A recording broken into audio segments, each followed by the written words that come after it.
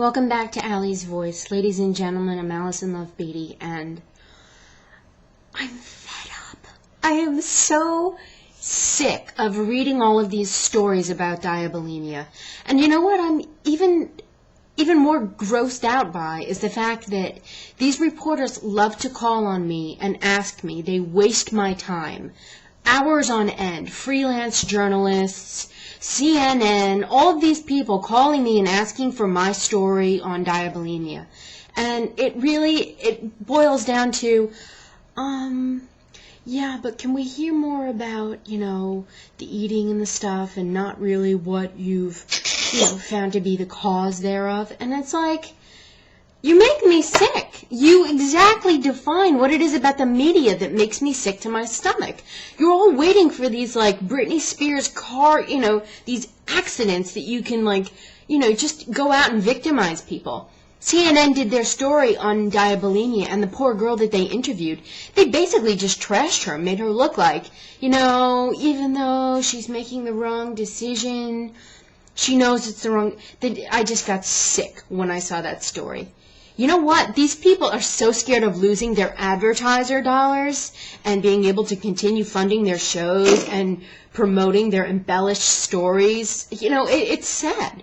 I don't really think that Americans really love, the difficulties that we go through in dealing with insulin-dependent diabetes. It's kind of like people that are, totally satisfied and adequate with their E.coli manufactured genetically modified insulins. They're totally cool with it because they're like, oh, I love my insulin pump. I love this. I'm not telling you to hate your insulin pump. But what I'm telling you is that the dangers that are associated with insulin-dependent diabetes have increased exponentially. I mean, it's like tenfold. It's like 300% in some cases for the amount of people that are experiencing hypoglycemic unawareness, people that are driving, their blood sugar drops, they cause a car accident, and they're on death row now for killing people in car accidents, driving under the influence of insulin. No. They were only doing what the DCCT said was supposed to be done. You control your blood sugars, you keep it real low. Look, I'll even say, people are falling into blackouts where their blood sugars are so low. Hypoglycemic unawareness is rampant. It is up exponentially. It is dangerous. It causes deaths. And you're going to have a family member in a car accident who has no association whatsoever with diabetes, and you may lose somebody in a car accident like that? There's no need for that.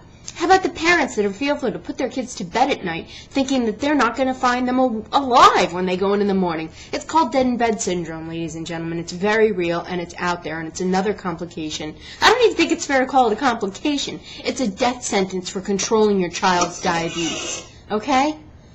There's more. There's tons more. It's not exactly a NIMBY thing. Oh, not in my backyard, not my problem. I love my insulin. Well, good. Look at your insulin and look at how true in nature it is to true vertebrate insulin, natural sourced insulin. When E. coli manufacture insulin, they don't care what kind of veneer goes on the outside.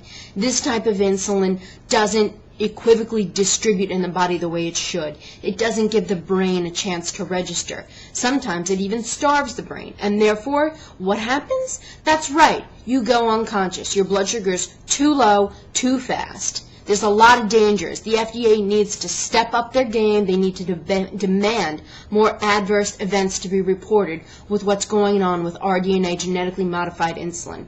It's a dangerous thing, ladies and gentlemen. And my friends have told me, Allie, calm down. You can't wave flags around without giving people any sort of an answer to what's going on.